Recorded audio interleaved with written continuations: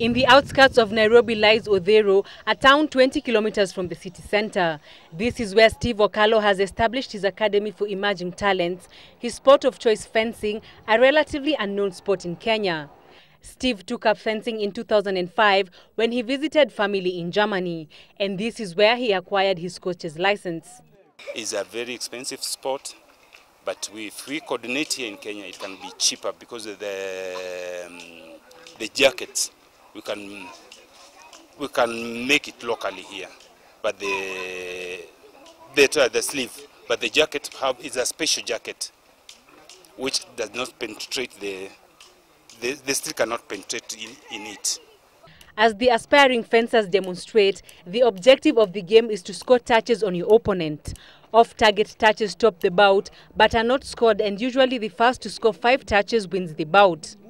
There are 3 types of fencing: foil, sambre and ipe.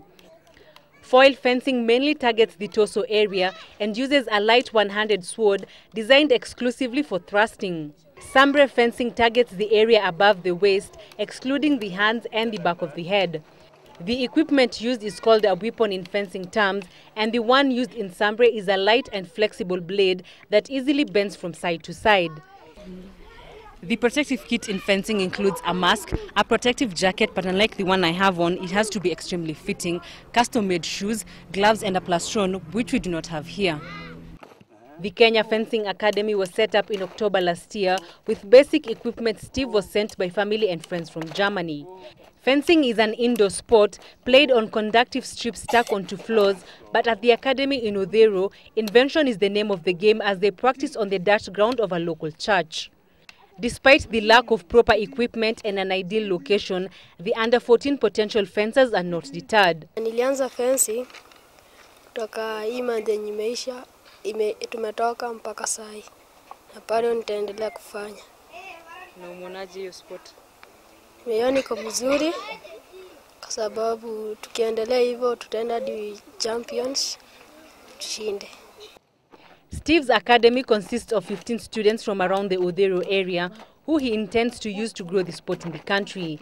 Their immediate target is the International Children Fencing Tournament Challenge set for Poland next month. It may be too soon for the young fencers who will have trained in the sport for less than 6 months, but if they can secure funding, then the International Fencing Federation will give them a buy. The biggest challenge facing the sport of fencing in the country is not being affiliated to the National Olympic Committee of Kenya. Lack of affiliation to NOC means they are not recognized by the International Fencing Federation and therefore cannot receive any funding for development purposes. But we had initially insisted that there might be practice in almost about 5 provinces. And then they must have a constitution where they recognize the supremacy of Olympic Charter. And the other thing would be then they must have elected officials. Upcoming fencers have been denied the opportunity to shine on the international level due to the affiliation dilemma. Other than the academy students, there are fencers that are suffering in silence. When they were doing the African Championship in Tunisia, we were not there, and then we are not affiliated to NOC.